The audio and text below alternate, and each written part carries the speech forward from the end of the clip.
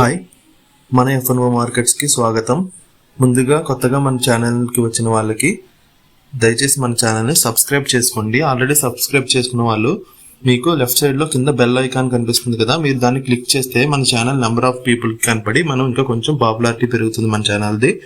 నిన్న night US market Dow Jones అయితే పాజిటివ్లో 278 పాయింట్స్లో క్లోజ్ అయినాయి. సో మన మార్కెట్స్ ఎవ్రీడే మన గ్లోబల్ మార్కెట్స్ కూడా చూసుకుంటాం. ఓపెన్ అయ్యే టైంకి యూరోపియన్ మార్కెట్స్ April 9 ఉంది చూడండి డేట్, అవి మన ఆఫ్టర్నూన్ 1:30కి ఓపెన్ అవుతాయి. ఫస్ట్ ఏషియన్ మార్కెట్స్ అయితే April 10 ఉంది కదా డేట్ ఇక్కడ లెఫ్ట్లో. ఇవన్నీ Asian markets. Nikki and Japan market, హ్యాంగ్సంగ్, Taiwan అన్నీ కూడా పాజిటివ్లో ఉన్నాయి. ఓన్లీ జపాన్ మార్కెట్ మాత్రం ప్లస్ 1.6% అప్పర్ సైడ్ ఉంది. బట్ జపాన్ మార్కెట్ యూజువల్గానే కొంచెం వాలటైలిటీ ఎక్కువ ఉంటుంది, అయితే పాజిటివ్లో ఉంటుంది లేదా నెగిటివ్లో ఎక్కువలో ఉంటుంది. సో మన మార్కెట్స్ ఓపెన్ అయినాయి, ఆల్మోస్ట్ అన్ని సెక్టర్స్ పాజిటివ్లో ఉన్నాయి. మీరు చూసుకున్నట్లయితే NSE నేషనల్ స్టాక్ ఎక్స్చేంజ్లో ఆల్మోస్ట్ 2245 స్టాక్స్ గ్రీన్లో ఉన్నాయి, 213 స్టాక్స్ రెడ్లో ఉన్నాయి. సో ప్రెసెంట్ మార్కెట్ సెంటిమెంట్ వచ్చి గ్రీనే, అంటే మార్కెట్ ఈరోజు పైకి వెళ్ళే ఛాన్స్ ఉంది. కానీ మీరు చూసినట్లయితే మొన్న మన సీజ్ఫైర్ 2 వీక్స్ అనౌన్స్ చేశారు కదా, ఆ రోజు మార్కెట్ చాలా టైమ్స్ 24,000ని బ్రేక్ చేయడానికి దగ్గర వరకు వెళ్ళి అక్కడ నుండి రివర్స్ అయింది. దాని నెక్స్ట్ నిన్నొచ్చి మార్కెట్ ఎక్కడ ఓపెన్ అయిందో అక్కడ నుండి అసలు ఓపెన్ డేస్ హైని బ్రేక్ చేయలేదు. ఆ డే అంతా డేస్ లో బ్రేక్ చేసి దాంట్లోనే ఉంది. సో ఈరోజు మార్కెట్స్ నిన్నటి మార్కెట్స్ ఓపెన్ అయినాయి, ఎక్కడ ఓపెన్ అయినాయి అక్కడే ఓపెన్ అయినాయి. చూడండి, గ్యాప్ అప్ అయింది. మన మార్కెట్ నిఫ్టీ అయితే గ్యాప్ అప్ అయ్యి నిన్న మార్కెట్ ఎక్కడ ఓపెన్ అయిందో అక్కడ నుండి కన్సల్టేషన్ అవుతుంది. సో మనం మొన్న 22,200 నుండి వచ్చిన ఈ ర్యాలీ మొత్తం కూడా మార్కెట్లో సీజ్ఫైర్ హోప్తో వచ్చిన ర్యాలీయే. సో ఇందులో ఇంత ర్యాలీ వచ్చాక మార్కెట్లో అట్లీస్ట్ 0.5% అన్న అందులో కొంచెం కన్సల్టేషన్ అవ్వాలి. నెక్స్ట్ ఇంత 700 పాయింట్స్ గ్యాప్ అప్ అయింది కదా మొన్న, ఆ గ్యాప్ ఇంకా ఫిల్ అవ్వలే. మనకి గ్యాప్ ఫిల్లింగ్ థియరీ నేను ముందుసారి చెప్పి, ఎప్పుడైనా గ్యాప్ అప్ గ్యాప్ డౌన్లో ఎక్కువ గ్యాప్ ఉన్నప్పుడు అది 1 or 2 days ఆర్ కమింగ్ డేస్లో గ్యాప్ని ఫిల్ చేయడానికి చూసుకుంటుంది మార్కెట్. సో ముందుగా మనం ప్రీవియస్ ఫ్రైడేస్ చూద్దాం, ఎందుకంటే ఫ్రైడే అనేది చాలా డేంజర్. మొత్తం వీక్లో మీరు చూడొచ్చు, ప్రీవియస్ ఈ ఫ్రైడే ఏమైందంటే మార్కెట్ గ్యాప్ డౌన్ అయ్యి అక్కడ నుండి ఫాల్ అయ్యి మళ్ళీ పెరిగి మళ్ళీ ఫాల్ అయింది. లాస్ట్ 3 weeks ఫ్రైడే మార్కెట్ ఎలా ఉందనేది నేను ఒకసారి అబ్జర్వ్ చేశాను. మీరు కూడా ట్రేడింగ్ చేస్తున్న వాళ్ళు ఒకసారి వెళ్ళి చూడండి. ఫ్రైడే మార్కెట్స్ అనేది చాలా చాపీ, ఎందుకంటే Saturday Sunday holiday. So long positions ఎవరు క్యారీ చేయడానికి ఇష్టపడరు. సడన్ గా వాళ్ళ పొజిషన్స్ ఎగ్జిట్ అయ్యేటప్పటికి మార్కెట్లో బిగ్ క్యాండిల్స్ ఫామ్ అయ్యి స్టాప్ లాస్ హిట్ అయ్యి అనవసరంగా ట్రేడర్స్ అంతా మనీ లూజ్ అవుతారు. బిగ్ ప్లేయర్స్ అంతా కూడా ఫ్రైడే మార్కెట్ ని మాక్సిమం అవాయిడ్ చేస్తారు, ఎందుకంటే వీక్ లో వచ్చిన ఫుల్ ప్రాఫిట్ వన్ ఫ్రైడేలో లాస్ అయ్యే ఛాన్స్ ఉంటుంది. సో మనం ఏం చేస్తున్నాం, ఇప్పుడు మార్కెట్ ఏ డైరెక్షన్లో వెళ్తుంది అనేది మనకి పక్క ఇది లేదు ఇండికేషన్. ఎందుకంటే ఈరోజు పాకిస్తాన్లో US ఇరాన్ పీస్ టాక్స్ అయితే స్టార్ట్ అవుతున్నాయి ఫ్రమ్ April 10th ఈ రోజు నుంచి. సో మనం మార్కెట్లో అలర్ట్ ఉండడానికి ఇప్పుడు మార్కెట్ 24,000 నియర్ బై ఉంది కదా సెన్సెక్స్, అక్కడ నుండి 500 పాయింట్స్ పైకి వెళ్ళి 24,500, అలాగే 500 పాయింట్స్ కిందకి వచ్చి 23,500 రెండు స్ట్రైక్స్ అయితే యాడ్ చేసుకుని నేను రెండు సైడ్స్ని కాల్స్ని పుట్ని సెల్ చేస్తున్నా. అర్థం చేసుకోండి, 23,500 పుట్టు 40 రూపీస్ ఉంది, అలాగే 24,500 కూడా నేను యాడ్ చేస్తున్నా చూడండి కాల్, ఇది 15 రూపీస్ ఉంది. సో మార్కెట్ ఉన్న ప్రెసెంట్ లెవెల్ నుంచి 500 పాయింట్స్ పైకి వెళ్ళి అలాగే 500 పాయింట్స్ కిందకు వచ్చి నేను స్ట్రైక్స్ సెల్ చేసేస్తున్నా, ఎందుకంటే మనం ప్రీమియం క్యాచ్ చేయాలి.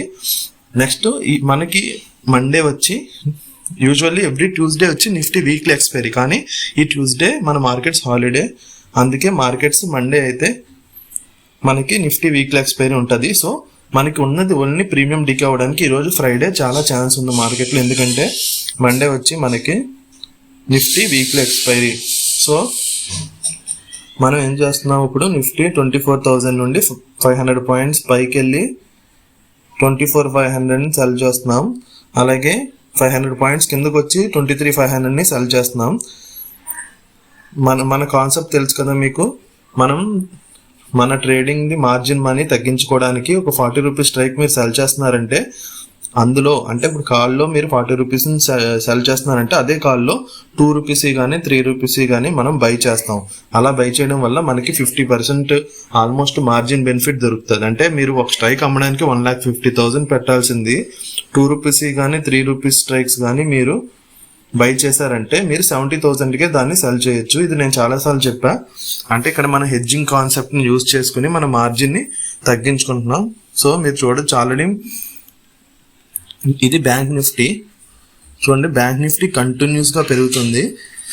చాలాసార్లు నేను మార్కెట్లో అబ్జర్వ్ చేశా, మార్కెట్లో ఎప్పుడైనా మ్యానిపులేషన్ చేయాలంటే నిఫ్టీ సెన్సెక్స్ ఒక డైరెక్షన్లో వెళ్తుంటే బ్యాంక్ నిఫ్టీలో సడన్ మూవ్స్ తీసుకొస్తారు.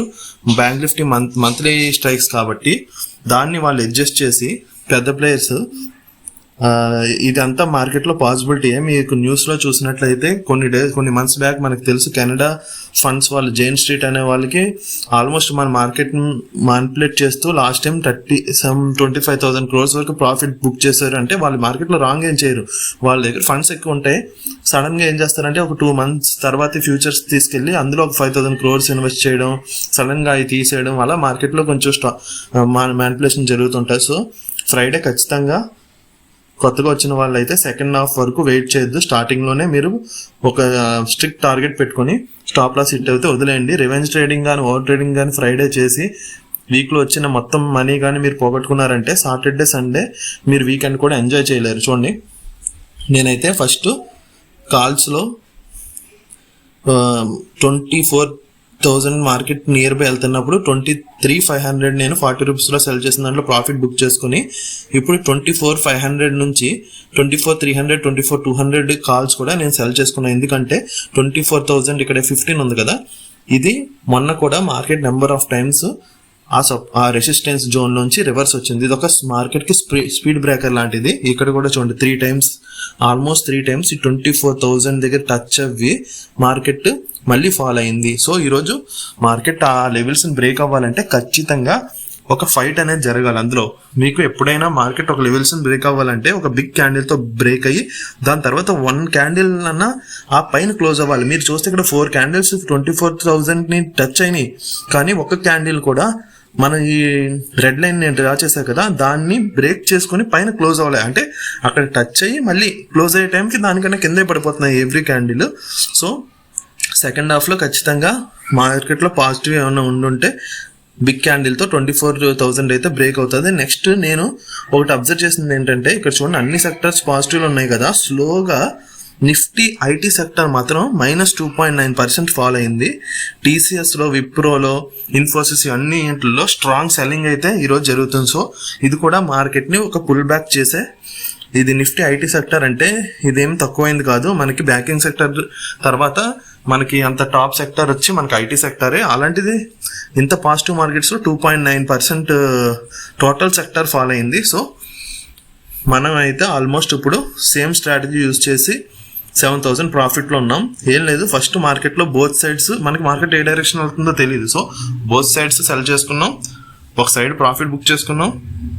ఎప్పుడైతే మార్కెట్ 24,000 దగ్గరికి వెళ్తుందో ఆ 24,300 24,200 24,500 అన్ని కాల్స్ టోటల్ సెల్ చేసి కూర్చున్నాం. ఎందుకంటే మనకి అడ్వాంటేజ్ ఇప్పుడు ఎక్స్పైరీ అనేది ట్యూస్డే కాదు మండేకి షిఫ్ట్ అయిపోయింది. ఎందుకంటే ట్యూస్డే పబ్లిక్ హాలిడే ఎన్ఎస్సికి. సో మండేకి ఎక్స్పైరీ షిఫ్ట్ అయిపోయింది. సో ఈ రోజు మార్కెట్ ఎండింగ్ టైంకి ప్రీమియమ్స్ అనేది బాగా ఎక్కువ ఫాలో అయ్యే ఛాన్సెస్ ఉన్నాయి.